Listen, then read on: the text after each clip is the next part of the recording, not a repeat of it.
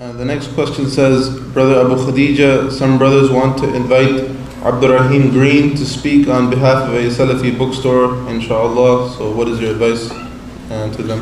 Which bookstore? So a Salafi bookstore. You come to a bookstore? How's the books? Abdur Raheem Green is an individual who promotes the da'wah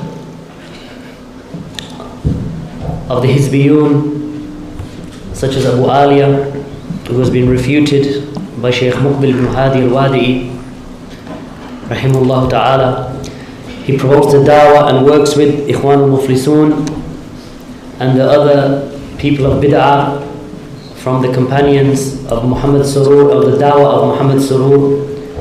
He cooperates and works with them, and he continues to do so after many warnings and many admonitions that he's received from the brothers, and he continues to walk with them and to work with them and to speak with them and to promote them and to be with them.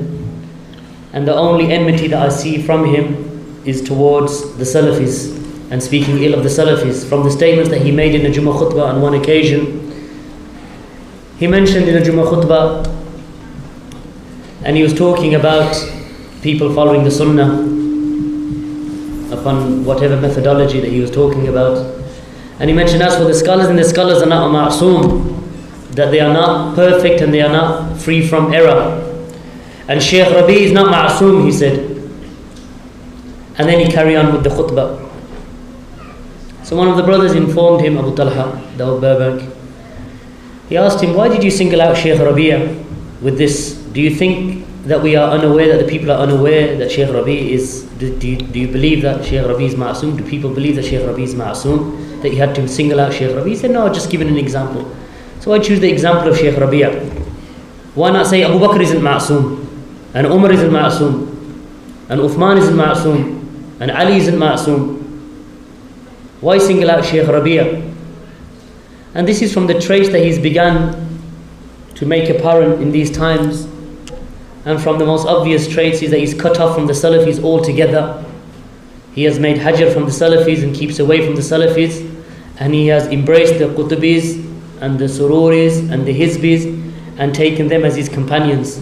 So as we mentioned in the previous lecture, that a person is, as the Messenger of Allah ﷺ said, that a person is upon the religion of his companions, so be aware as to who you befriend. So his companionship is with the people of bid'ah and the people of Hizbiyah and the people of Qutbiyah and Sururiyah, Ihya Turath al-Islami, and those types of individuals, Abdur Rahman, Abdul Khaliq, and many of the people of the callers to bid'ah in Britain. He accompanies them, and he's abandoned the people of Sunnah. So rather we say that it is he who has abandoned the people of Sunnah and not the other way around, even though we request from him that he returns to the haqq and he repents for what he did, and he returns to the people of Sunnah, and that he stops speaking up until that time occurs.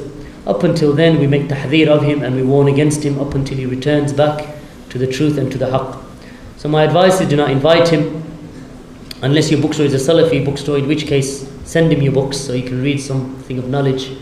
So maybe he'll be guided by that, or some tapes of the mashayikh, so he'll be guided by that. But up until then, don't invite him, don't be with him, and keep away from him. And tell him why as well. Tell him why as well. Jazakumullahu khair.